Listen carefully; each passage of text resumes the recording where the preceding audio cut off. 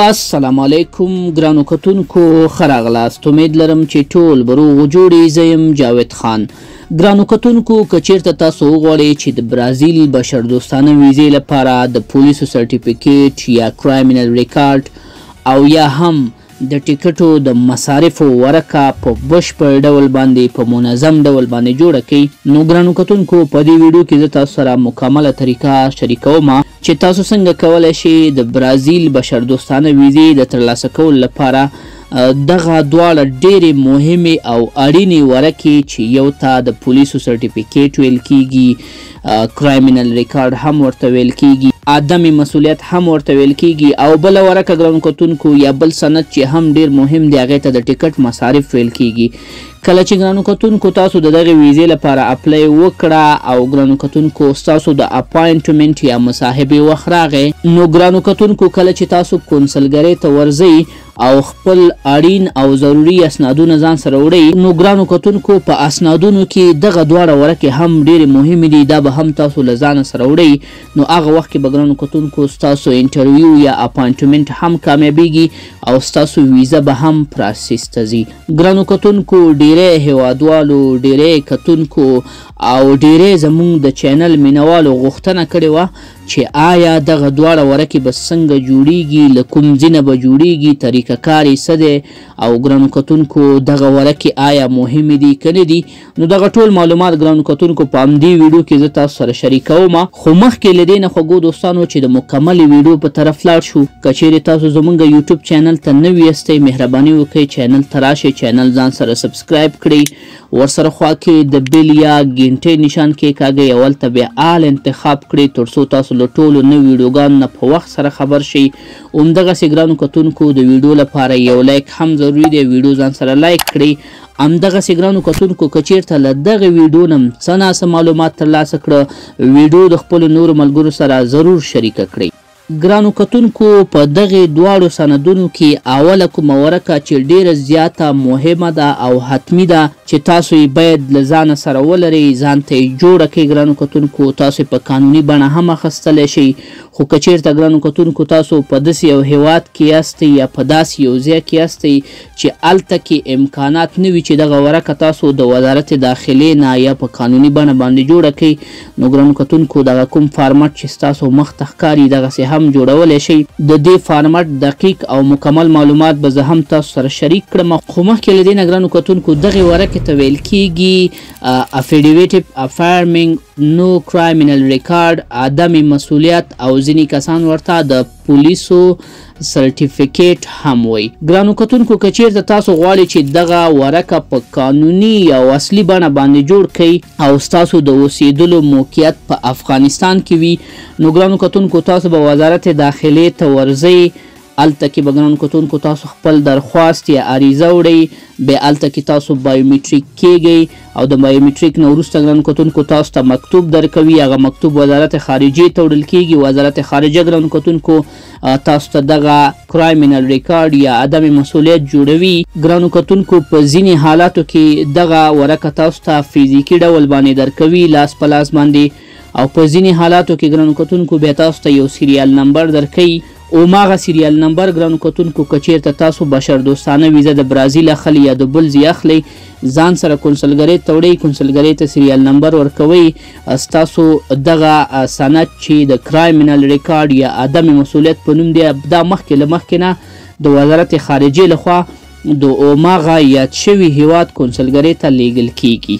ولې ګرانو کتونکو که چیرې تاسو د افغانستان نه بهر یاستئ او تاسو نشئ کولی چې دغه ورکه په قانوني او په اصلي بڼه باندې جوړه کړئ، نو ګرانو کتونکو تاسو کولی شئ چې دغسې یو فارمټ له ځان لپاره جوړ کړئ. ګرانو کتونکو دغه فارمټ ډېر اسانه دی.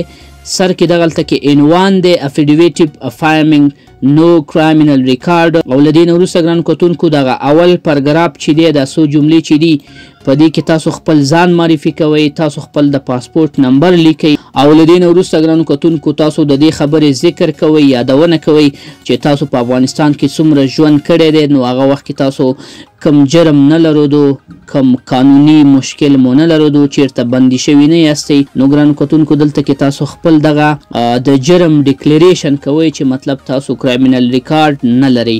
له دې نه وروسته ګرانو کتونکو په دغه برخه کې یو جمله لیکل شوې ده چې ګرانو کتونکو تاسو د افغانستان ډیر مؤدبه او ډیر اصولي او قانوني اوسیدونکي وي او کله چې تاسو افغانستان کې ژوند کوو تاسو د ټولو قوانینو یا قانونونو تابعداري کوله ګرانو کتونکو او تاسو یو ښه اوسیدونکي د افغانستان وي. نو د دې جملې ګرانو کتونکو دا مطلب دی. له دې نه وروسته ګرانو کتونکو دغه بله جمله چې ده په دې کې ګرانو کتونکو تاسو د دغه خبرې ذکر کوئ چې تاسو په افغانستان کې کله ژوند کولو نو تاسو کم جرم نه دی کړی، تاسو بندي شوي نه یاستئ، جیل ته نه تللي. او ګرانو کتونکو بیا دغه آخري وړه جمله کې د دې خبرې یادونه تاسو کوئ چې دغه پورته لیکل چې هر څه دي د دې تاسو تصدیق کوئ، دا صحیح دي او تاسو ګرانو کتونکو په خپله لیکنه کې صادق یاستئ. په دغه لیکنه کې هیڅ ډول دروغ او فیک خبره پکې نشته. له دې نه وروسته ګرانو کتونکو تاسو دغسې سنسرلی لیکئ او بیا ګرانو کتونکو خپل نوم او تخلص لیکئ په آخره کې هم. له دې نه وروسته ګرانو کتونکو په دغه برخه کې تاسو سیګنیچر یا امضا کوئ. ګرانو کتونکو دلته کې صرف ما تاسو ته دا سمپل راخستی دی. تاسو به داسې طریقه وکړئ چې دغه ورقه به داسې جوړه کړئ، پرنټ به یې کړئ. قلم چې پرنټ کړه ګرانو کتونکو په دغه برخه کې به تاسو قلمي خپله امضا وکړئ او بیرته به یې سکین کړئ. د سکین نه وروسته ګرانو کتونکو تاسو کولی شئ چې همدغه ورقه بیا له ځانه سره کنسلګرۍ ته ویسئ او یا یې هم ایمیل کړئ. ګرانو کتونکو دا زموږ سره کرایمینل ریکارډ شو. اوس راځو ګرانو کتونکو دویم سند چې هغې ته ډیکلیریشن ویل کیږي. ډیکلیریشن ګرانو کتونکو او یا هم د ټیکټ د مصارفو ورقه. ګرانو کتونکو په دغه ورقه کې تاسو ډیکلیریشن کوئ، وضاحت کوئ. ګرانو کتونکو تاسو د دې خبرې تصدیق کوئ چې کله تاسو غواړئ چې په بشري ویزو باندې د برازیل هیواد ته لاړ شئ یا کوم بل هیواد ته لاړ شئ نو تاسو خپل د ټیکټ مصارف، د خپل هوټل مصارف او نور مصارف ټول په خپله غاړه باندې اخلئ. او که چیرته ګرانو کتونکو ستاسو مصارف بل څوک په غاړه باندې اخلي نو بیا هم تاسو همدغسې ورقه جوړوئ. که چیرته ګرانو کتونکو تاسو داسې یو هیواد ته ځئ چې تاسو بل څوک سپانسر کوي نو هغې وخت کې هم دا ورقه ضروري ده، دا ډیکلیریشن. نو هلته بیا ګرانو کتونکو تاسو چې هر څوک غواړي د همغه کس نوم او تخلص دلته یادوئ. ګرانو کتونکو د پیدایښت کال یې لیکئ د پاسپورټ مطابق او ګرانو کتونکو پاسپورټ نمبر یې لیکئ. که چیرته ګرانو کتونکو تاسو خپل مصارف په خپله په غاړه اخلئ نو ګرانو کتونکو لکه څنګه چې دلته ما خپل نوم لیکلی تاسو به هم خپل نوم او تخلص ولیکئ. بیا به ګرانو کتونکو خپل د پیدایښت کال ولیکئ، بیا به خپل د پاسپورټ نمبر ولیکئ. له دې نه وروسته ګرانو کتونکو چې تاسو خپل د پاسپورټ نمبر هم منظم ولیکلو، پاسپورټ نمبر به هم نه غلطوئ. دغسې لاندې بیا مونږ ګرانو کتونکو راځو او د دې خبرې تصدیق کوو چې د مثال په ډول مونږ د برازیل هیواد بشردوستانه ویزې ته نوم لیکنه کړې ده، فورمه م ورته ډکه کړې ده. او ګرانو کتونکو تاسو چې د هر هیواد امبسی یا سفارت کې غواړئ چې خپل اسنادونه جمع کړئ د هماغه هیواد نوم به هم دلته ذکر کوئ. د مثال په ډول ګرانو کتونکو ما ورته اسلام آباد پاکستان لیکلی دی او مونږ غواړو ګرانو کتونکو چې د دغې هیواد له لارې نه خپل اسنادونه د ویزې پراسیس کو په دغه یا د امبسی کې. او ګرانو کتونکو بیا دلته لاندې د خبره مونږه پاکه کړې ده، واضح مونږ دلته ډیکلیریشن ورکړی دی چې کله مونږ غواړو چې د برازیل بشردوستانه ویزه واخلو نو خپل ټول مصارف په خپله په غاړه اخلو. که هغه د کنسلګرۍ فیس وي، که د ویزې فیس وي، که د ټیکټ مصارف وي، که هر څه مصارف وي، که هوټل بوکینګ وي. نو ګرانو کتونکو بشردوستانه ویزو کې دغه خبره مهمه ده. کله چې تاسو ویزه د ځان لپاره اخلئ یو ویزه تاسو ته فری درکوي، نور ګرانو کتونکو ټول مصارف په تاسو باندې راځي.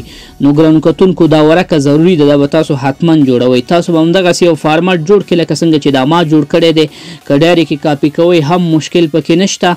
له دې نه وروسته ګرانو کتونکو سنسرلی او لاندې برخه کې خپل نوم او تخلص لیکئ او په دې ورقه کې هم ګرانو کتونکو ستاسو له هیره باید ونه وځي چې دلته به تاسو خپله امضا ورکړئ.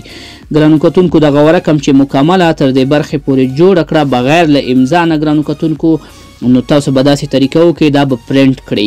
کله چې پرنټ کړه ګرانو کتونکو بیا به په دغه سیګنیچر برخه کې دلته خپله امضا وکړئ، بیرته به سکین کړئ او دغه سند به هم ګرانو کتونکو تاسو د خپلو نورو اسنادونو سره یوځای کړئ او دا به ګرانو کتونکو تاسو د هر هیواد کنسلګرۍ ته چې غواړي اسنادونه ورولګي او ملته به دا هم ور ایمیل کړئ، ور وابستوئ او کله چې ګرانو کتونکو تاسو ته اپاینټمنټ یا انټرویو راغله نو د انټرویو په وخت کې ګرانو کتونکو کله چې تاسو هماغه هیواد ته کنسلګرۍ ته ورځئ دا ورکه به فزیکي هم له ځانه سره ویسئ. نو ګرانو کتونکو د دې ورکې موجودي هم له تاسو سره ډیره ضروري ده، دا به هم تاسو منظم ځان لپاره ترتیب کړئ.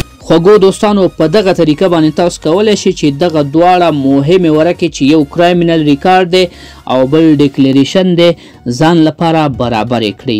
امید لرم ګرانو کتونکو چې له دغې ویډیو نه به هم څه ناڅه معلومات ترلاسه کړي وي. ویډیو د خپلو نورو ملګرو سره ضرور شریکه کړئ. مونږ په خپلو دعاګانو کې یاد ساتئ. ښه وخت، الله پامان.